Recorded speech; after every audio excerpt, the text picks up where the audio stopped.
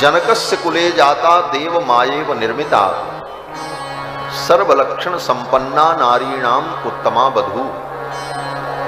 जिस तरह राम जी पुरुषों में उत्तम हैं, उसी तरह जानकी जी नारियों में उत्तमा है, नारियोत्तमा है।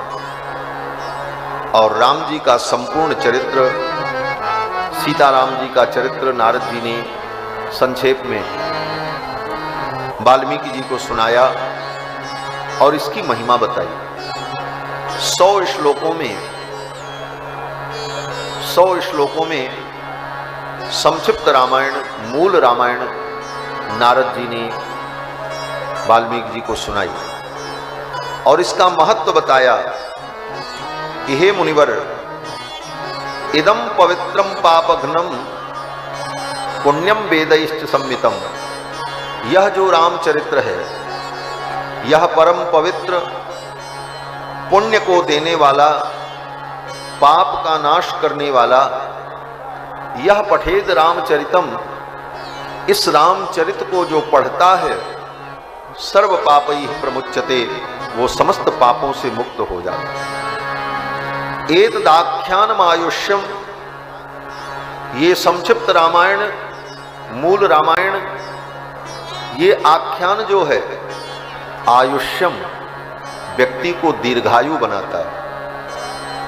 और जो इस रामायण को, मूल रामायण को प्रतिदिन पढ़ता है, पठन रामायणम नरः सपुत्र पौत्रः सगणः प्रेत्य स्वर्गे महीयते। जो मूल रामायण को नित्य पढ़ता है, वह तो उत्तम लोक का अधिकारी होता ही है, लेकिन उसके पुत्र पौत्र, उसके प्रपौत्र, उसके नाती पोता भी उत्तम लोक के अधिकारी हो जाते हैं। सपुत्र पौत्रम सगणम, सपुत्र पौत्र सगणः प्रेत्य स्वर्गे महीयते। और इस संसार से जाने के बाद उन्हें उत्तम लोक की प्राप्ति होती है। और इस रामायण को, मूल रामायण को पढ़ने का अधिकार किसको किसको है? तो नारद जी कहते हैं सब इसके अधिकारी हैं। पठन द्विजो बाग वृषभत्वमीयात्, ब्राह्मण अगर पढ़े तो वो ज्ञान संपन्न हो जाता है। क्षत्रिय अगर पढ़े स्यात् क्षत्रियो भूमिपतित्वमीयात्, क्षत्रिय अगर इसे पढ़े तो वो भूपति होता है, उसका राज्य समृद्धि से युक्त हो जाता है। वैश्य अगर पढ़े तो उस वैश्य का व्यापार, कारोबार उन्नति को प्राप्त करता है।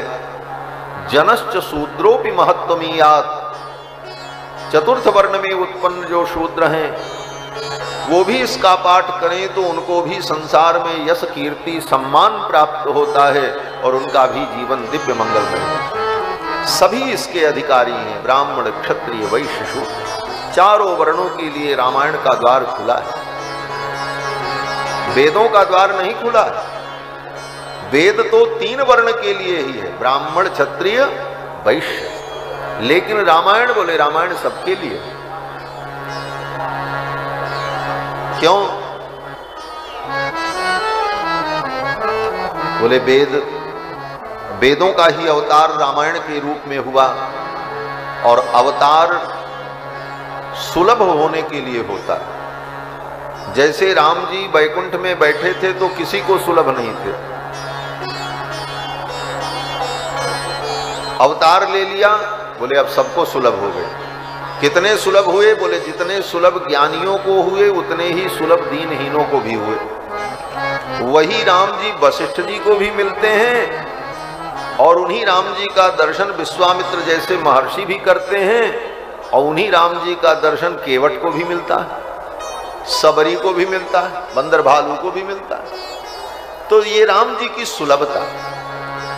अवतार लेकर के भगवान सबके लिए समान रूप से सुलभ हो गए, लेकिन अवतार लेने के पहले राम जी समान रूप से सबके लिए सुलभ नहीं थे।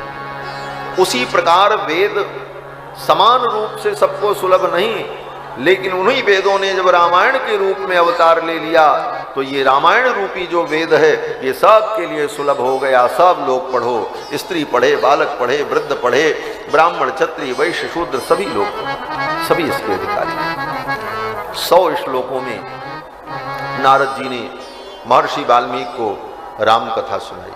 ये 100 श्लोक मूल रामायण है। इसके पाठ का बहुत बड़ा महत्व है। प्रतिदिन व्यक्ति इसका एक पाठ कर ले तो व्यक्ति धन्य है, उसका जीवन बदल जाएगा, उसके ज्ञान की वृद्धि होगी, उसके भक्ति की वृद्धि होगी और उसका चित्त शुद्ध होगा। ज्यादा नहीं, मात्र 100 श्लोक है, नित्य इसका पाठ कर ले। छोटी सी पुस्तक है और इसकी पाठ की जो विधि है उस विधि को संग्रहित करके एक छोटी सी पुस्तिका के रूप में हमने प्रकाशित भी किया है। हमारे स्टॉल पर उपलब्ध होगी, यहां से आप उसे प्राप्त भी कर सकते हैं और अर्थ सहित एक एक श्लोक पढ़ करके उसका अर्थ भी चिंतन कर सकते हैं। हिंदी में उसका अर्थ भी लिखा है इन 100 श्लोकों का, जो नारद जी ने वाल्मीकि जी को सुनाया। बोले महाराज अर्थ तो लिखा है, श्लोक भी लिखा है, पुस्तिका भी है, लेकिन हम उसका उच्चारण नहीं कर पाएंगे। बोले उसकी भी व्यवस्था मैंने की।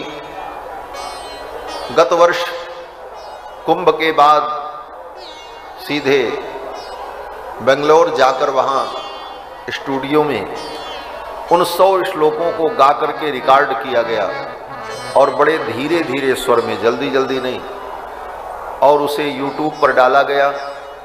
बहुत से लोग उसे सुन करके पाठ का अभ्यास कर चुके हैं। तो उसे खोल करके आप सुनते रहें और पुस्तक लेकर के बैठ जाएं। 10 दिन 15 दिन नियम से पाठ करेंगे, सब शुद्ध उच्चारण होने लग जाएगा और आप भी उस पाठ को सीख जाएंगे। हाथ में वो पुस्तिका हो और स्वर उससे सुनते हुए, उच्चारण करते हुए आप उस पाठ का अभ्यास कर सकते हैं। बहुत सरल है और कोई बड़ी बात नहीं। हमारे यहाँ तो आश्रम में जब छोटे छोटे बच्चे सब याद कर चुके हैं और नित्य पाठ करते हैं मूल रामायण का। इस मूल रामायण का बहुत बड़ा महत्व है और जो वैष्णव हैं, जो राम जी के भक्त हैं, उनको इस मूल रामायण का नित्य पाठ करना चाहिए।